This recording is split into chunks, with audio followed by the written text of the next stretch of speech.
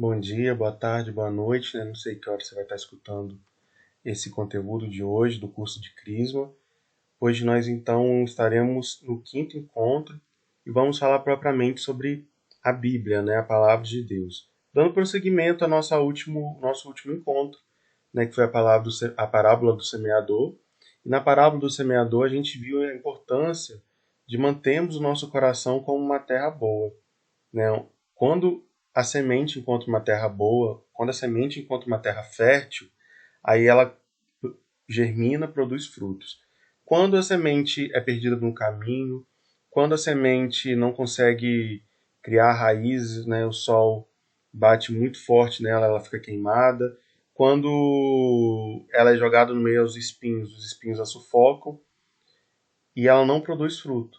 Então, quando a gente conhece mais a palavra de Deus, quando a gente toma intimidade com a palavra de Deus, nós estamos como que fertilizando a terra do nosso coração, transformando essa terra numa terra fértil, transformando essa terra numa terra boa. E aí nós vamos conhecer um pouquinho mais sobre a estrutura da Bíblia, né, da nossa Bíblia. Né? A gente muitas vezes acha que a Bíblia caiu do céu, né, com zíper e tudo. Não, pelo contrário. A Bíblia passou por vários processos, os livros da Bíblia foram escritos em épocas diferentes, e aí um pouquinho disso nós vamos entender hoje, né? Como que é a estrutura da nossa Bíblia, da Sagrada Escritura.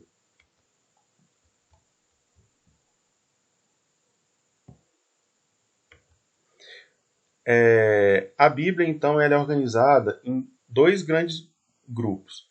Um grupo é o Antigo Testamento e o outro grupo se chama Novo Testamento. Né? A gente sabe que no Antigo Testamento existem 46 livros. São todos os livros escritos a partir do século XV a.C. até o nascimento de Jesus. Né? Esse até o nascimento de Jesus representa o nascimento de Jesus já não está mais contido no Antigo Testamento. Né? Jesus nasce e ele divide tanto a nossa história, né? A gente sabe que existe um tempo antes de Cristo e um tempo depois de Cristo. E na Bíblia também nós temos essa divisão, chamada Antigo Testamento e Novo Testamento. Tudo aquilo que Deus fez, desde a criação, na escolha do povo de Israel, na condução até o Egito, depois com seus reis, seus profetas, toda a história da nossa salvação até Cristo, nós chamamos de Antigo Testamento. A partir de Jesus, a partir do momento em que o anjo chega a Nossa Senhora e anuncia, ali já nós não temos mais o Antigo, nós já temos chamado o Novo Testamento.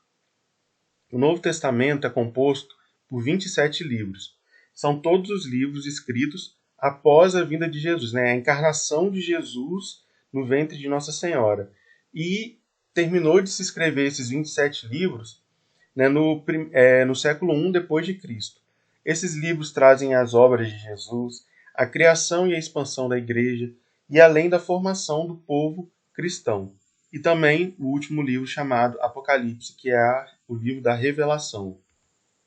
O Antigo Testamento ele é dividido também em outros 4 grupos. Nós temos a grande divisão que se chama Antigo e Novo Testamento, e o Antigo Testamento ele é dividido em Pentateuco, livros históricos, livros sapienciais e livros proféticos. O Pentateuco são os 5 primeiros livros da Bíblia e também são denominados como os livros da lei. Esses livros falam da criação de Deus e da formação do povo eleito de Deus, Israel. Né, a gente sabe que os 5 primeiros livros da Bíblia, atribuídos também a Moisés, né, os estudiosos dizem que Moisés escreveu os 5 primeiros livros da Bíblia, vem justamente mostrar essa formação o início, né? O Pentateuco é o início de toda a revelação de Deus Pai a seu povo Israel. Deus cria o mundo, Deus se revela ao homem, o homem peca, e ali a gente vai vendo como foi Adão e Eva, os primeiros patriarcas, Abraão, Isaac, Jacó, a formação das 12 tribos de Jacó, e nós vamos ver as leis em Levítico, Êxodo, nós vamos ver, né, a saída do povo de Deus do Egito até a Terra Prometida. Então, esses 5 primeiros livros se chamam Pentateuco. Os livros históricos são os livros que descrevem as guerras de Israel e são bem como a história de seus reinos. A gente sabe que alguns homens foram escolhidos por Deus para serem reis. O rei Davi, por exemplo, é um rei, né? Então vai contar justamente como o povo de Israel se comportou depois de ter sido liberto do Egito. Ao chegar na Terra Prometida, nós vamos ter esse relato de como eles viveram nos livros históricos. Seus reis, as guerras, os cavaleiros, tudo aquilo que fazia parte desse momento histórico para o povo de Deus, nós vamos encontrar então nos livros históricos.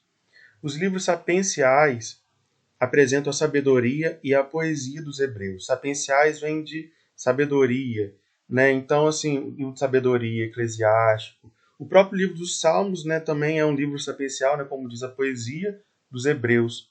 Né? Os Salmos que a gente lê na missa ou lê em casa pertencem a esse grupo dos livros sapienciais. E os livros proféticos foram os escritos por profetas que pregavam arrependimento e preparavam o povo eleito para a chegada do Messias Salvador. Nós temos o livro do profeta Isaías, e todos os profetas, né, eles vêm trazer justamente essa notícia: virá alguém para libertar o povo de Israel. Só que não vai ser uma libertação como eles esperavam, né, uma libertação meramente política. Vai ser a libertação do pecado.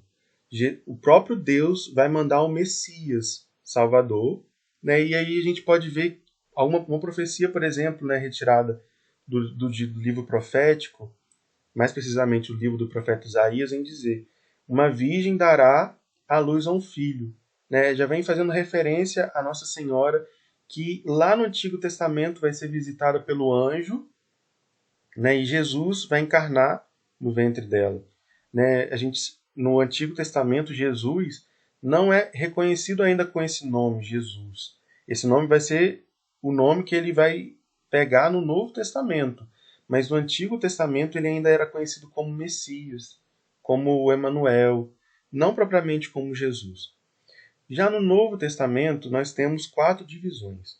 Nós temos, primeiramente, os evangelhos, né, que são os 4 evangelhos: Mateus, Marcos, Lucas e João.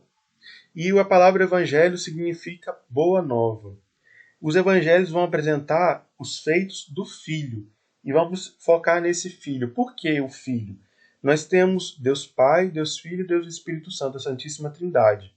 O Evangelho vem falar sobre a vida de Jesus, desde o seu nascimento, ou melhor, até antes, né, a sua concepção, a sua genealogia, até a sua morte, ressurreição e subida aos céus. Tudo aquilo que está referente aos feitos do Filho, aos feitos de Jesus, nós vamos encontrar no Evangelho. E já nos Atos dos Apóstolos, né, também escrito por um evangelista, né, São Lucas escreveu um evangelho referente a Jesus e escreveu, podemos assim também dizer, um outro evangelho, o Evangelho do Espírito Santo, que é o Atos dos Apóstolos, que vem falar sobre os feitos do Espírito Santo na igreja. Nós vemos no livro dos Atos dos Apóstolos como as primeiras comunidades cristãs foram nascendo.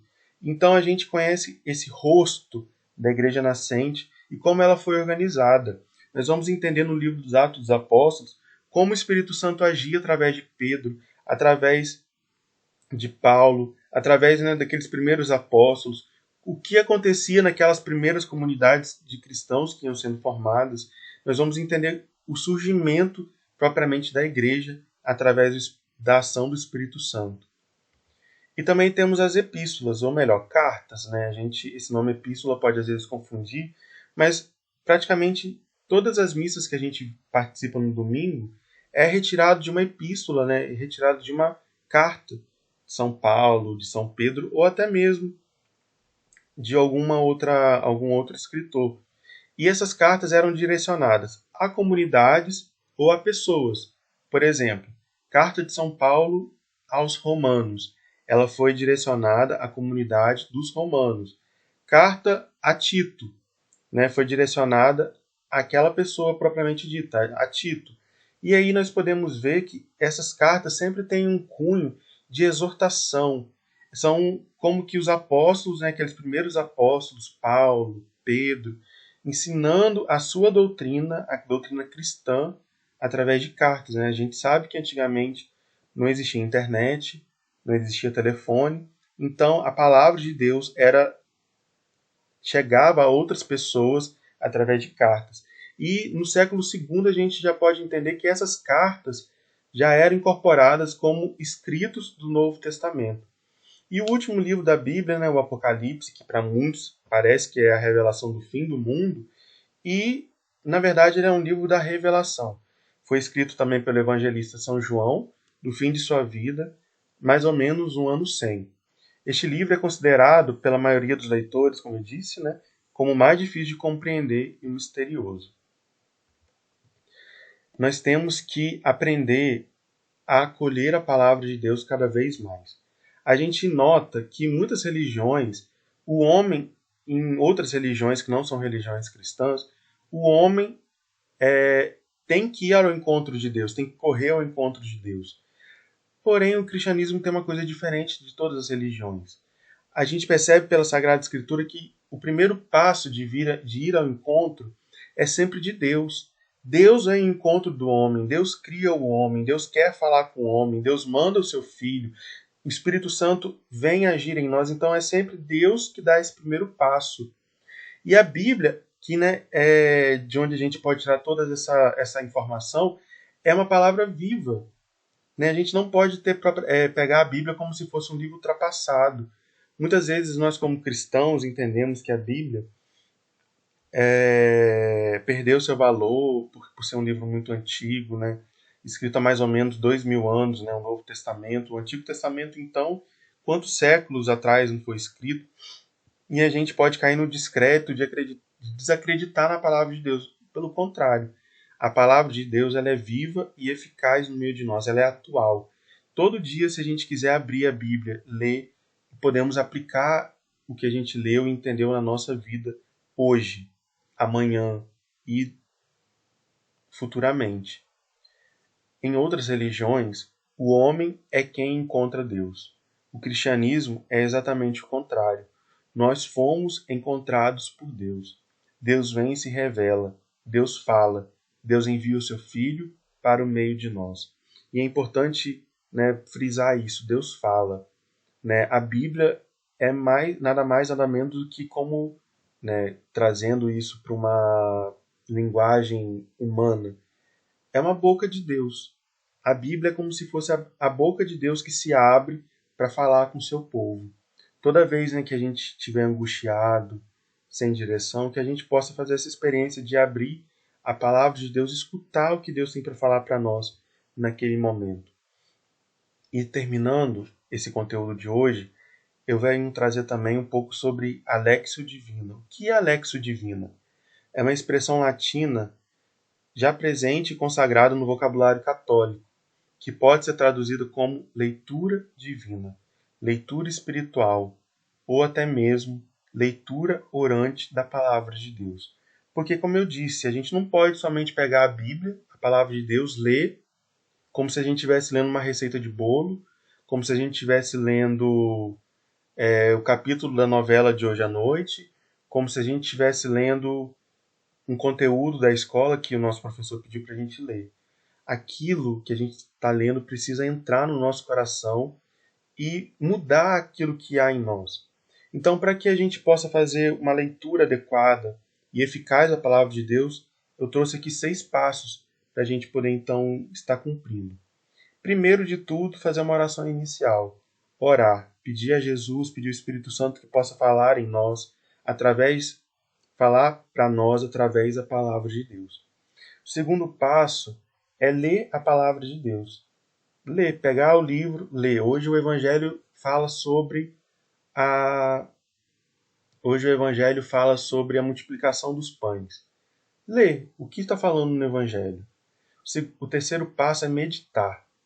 Né? É onde a gente vai meditar, guardar, reler, ruminar mesmo a palavra de Deus, ver as palavras que eu não entendi, procurar significado. Se eu não entendi o que aquele texto quis dizer, eu vou procurar algum comentário, seja na internet, seja através de algum vídeo. Hoje em dia está sendo tudo tão fácil. Hoje a gente tem acesso a tanta informação que meditar a palavra de Deus não é dificuldade para ninguém, é muito fácil a gente meditar essa palavra. O quarto passo é rezar com a palavra de Deus. Por exemplo, né, a passagem do multiplicação dos pães. Né? Jesus vem falar sobre trazer uma alusão à Eucaristia. Né? E se a gente vai rezar com a palavra de Deus, a gente pode começar a falar: Deus, obrigado pelo pão de cada dia, obrigado porque o Senhor se fez pão. Né? Usar a palavra de Deus para poder falar com Deus. Esse quarto passo, nada mais, nada menos, depois de ler, meditar, nós estaremos pegando a palavra de Deus e orando com a palavra de Deus. Usando muitas vezes até mesmo as mesmas palavras que está no texto para falar com Deus. O quinto passo é você contemplar. Contemplar. Às vezes esse contemplar pode ser difícil, porque exige de nós um silêncio. E contemplar é deixar com Deus, é deixar nas mãos de Deus. Se Deus quiser te dar uma paz naquele momento, Ele vai te dar. Se Deus somente quiser te deixar em silêncio, acalmar o seu coração, Ele vai deixar. Se Deus quiser te mostrar algo maravilhoso, se Deus quiser te abrir os olhos, Ele vai abrir. Esse contemplar, esse quinto passo, é mais com Deus do que conosco. Cabe nós pararmos, esperarmos a ação dele em nós. E o sexto é conservar a palavra de Deus em nossa vida, né? Que é justamente pegar essa semente que foi lançada no nosso coração e cuidar dela, para que ela possa crescer e se tornar uma árvore grande, uma árvore cheia de frutos. Então esse é o conteúdo então da aula de hoje, do quinto encontro, falando sobre a Bíblia. Que vocês possam estar perseverando, que vocês possam continuar, né, perseverantes na presença de Deus, buscando cada vez mais os seus caminhos e querendo mesmo que o Espírito Santo haja na vida de vocês, porque, como eu disse, o crismando precisa tomar uma decisão, e essa decisão, nada mais, nada menos, é por Deus. Então, que o Espírito Santo possa estar com você, possa estar também te ajudando a viver uma santa semana, né, já que entramos na Semana Santa, que nós possamos viver todo esse momento de crucificação, morte e ressurreição de Jesus da melhor forma. Até mais e um abraço a todos.